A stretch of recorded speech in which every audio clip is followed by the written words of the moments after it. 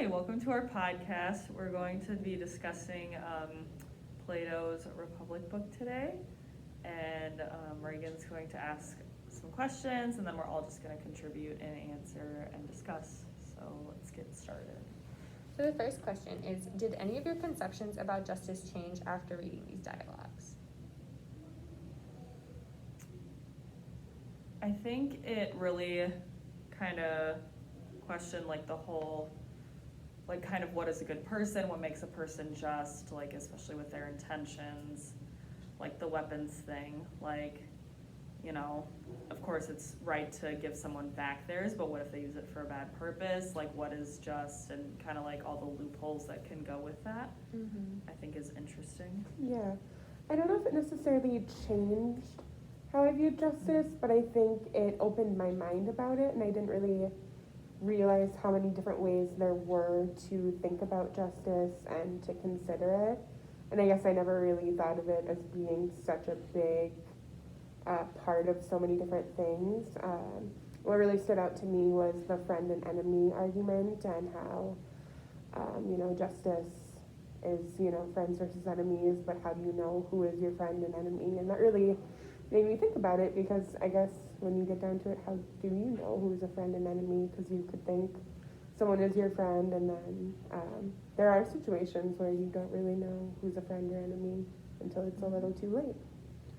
Yeah, I would say my idea of justice didn't really change. Again, like Gabby said, just kind of expanded on. And I thought all the different perspectives were very interesting, and how each person viewed it differently. And I think that's very common in real life too, is like each person views their definition of justice differently, and what may be just to one person is not to the next. And again, off of what Gabby said, like the friendship thing, I did think that was really interesting, because oftentimes like you wouldn't know until it's too late, until that line's already been crossed and drawn. Yeah, I think it's also like, you see how many different avenues you could take with justice. It's like not black and white like a lot of things are that we always assume are, just because we don't think about it that much. And then when we think about it, we're like, oh, that's right, there's all of these different things that go along with it. So. And then in regards to Socrates' method, do you guys think this is a good way of discussion? I'd say so. I think like the whole idea of the city and how it works, and the justice within the city, and everyone doing their certain thing was definitely like not something that I would think to use it as an example. I think that was pretty unique. Yeah, I also like the idea of the city and how kind of everybody has a role to play. I never really thought about that. How there are the merchants and the different people doing everything, and the guardians, and the philosopher king, and it was really interesting to me to see the breakdown of everything and how that played out, because I didn't really think about it that way. Yeah, I like his method of discussion. It's definitely not one that I would probably use if I hadn't seen it before, but I like how he asks a question and then kind of picks apart each person's answers. Yeah. Like it's almost kind of like frustrating to watch, but it is a really good way to get all the answers out of someone, because someone could say like, this is my view, and then not expand on it. He forces them to like expand on it and explain, and I think that creates a lot of room for discussion, error, and like openness. And then like you guys were talking about like the systems and how they work, like that is something that reminds me of like in like history classes, like when we break down like the systems and how governments work and that kind of stuff. So I thought that was a really interesting aspect as well, how we each kind of need to have our own role and responsibility in order to function as a system. Yeah, I agree with Reagan saying how it can be a little frustrating at first to have so many questions and answers, and but it really does help get to the root of things, because it's like a little kid who always says why when you ask him a question. Well, why? Why is the sky blue? Because it is. Well, why? But it does get to the root of an answer. So it's, it isn't something that I would have thought of right away, but after reading about it, it's definitely something that would be considered more. Yeah, it's a very different approach than like what I would take when I'm discussing something with someone. Like my first instinct is not to like pick apart their reasoning.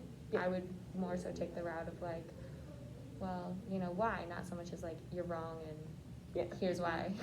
Yeah, it probably got, like, it was probably frustrating for them, but Yeah. it definitely gets you to think about Yeah. your answer more in depth. Yeah. Because it's like, oh, I never thought of that before. Yeah. It's like when you're Mhm. asked a question, you're like, well, I don't really know how to answer this because I've never Yeah. thought about it. So it's probably along the same Yeah. thing that happened with them. Yeah. And I think it kind of helps with compromise and seeing someone else's viewpoint in a different way, because it really makes you think about what you've said and what they've said instead of just, well, I'm right, you're wrong. It's a different way to think about things. Do you think Thrasymachus' conception of justice has any value to it? I think it does a little bit. I think like the appearance of justice versus like actually being just is a fair argument. I think there's a lot that can go into that, and there's a lot of sides to it. I agree that there are a lot of sides to it, and that, you know, there's some merit to it, but at the same time, you know, that the whole power aspect to it and everything, I don't necessarily agree with it, but I think there's a little bit of merit to it. I definitely think there are more valuable arguments presented, Yes. but I do see some truth in what he Yes, Yeah, was like I would the agree with idea is that. there, but like it's It's not fully it's a little not. expanded. flawed, Yeah, yeah. yeah. Yeah.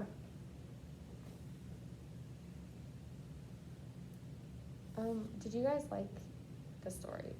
Do you like what was presented?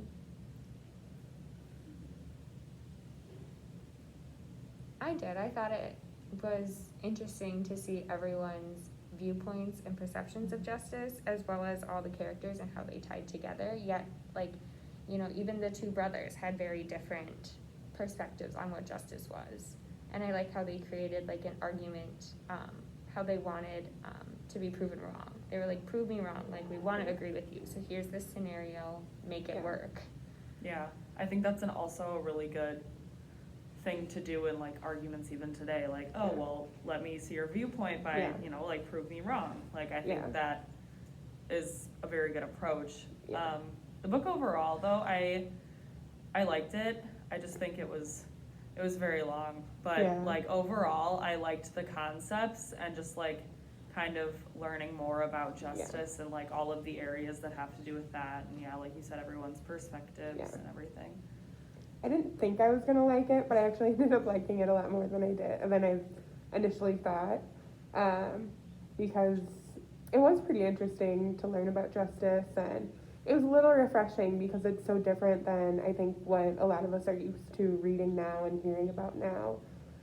Just to see the different perspectives, and like Reagan was saying, the whole prove me wrong, and how they were actually, most of them were able to listen to what Socrates was saying, and to see a different viewpoint than what everybody else was saying, because a lot of times that's not the case. It's, you know, I'm right, you're wrong type of thing, and that wasn't what happened in all the scenarios. A lot of times they were able to view a different viewpoint or say, you know, prove me wrong. So I thought that was really cool. Yeah. And it was pretty interesting.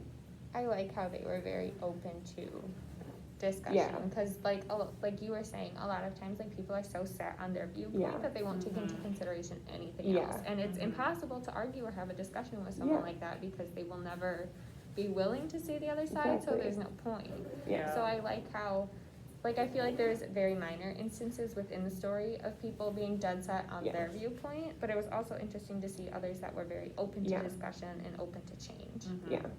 Because even if you stick with your like original viewpoint, like you can still even if you don't agree, you can still understand why someone Yeah. You thinks can, like they expand do. on it. Yeah.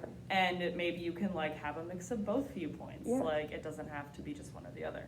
Yeah, you can always learn, like even if you had a different viewpoint, you can learn, and I feel like this is a really good representation of like learning when you had a different viewpoint.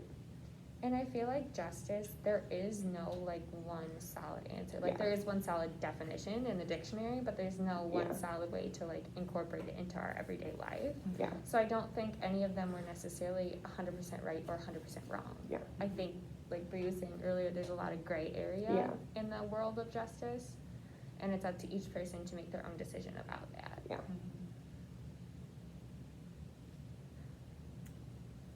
I think that concludes most Yeah. of our All right, well, I hope you Podcast. enjoyed our discussion. Yeah.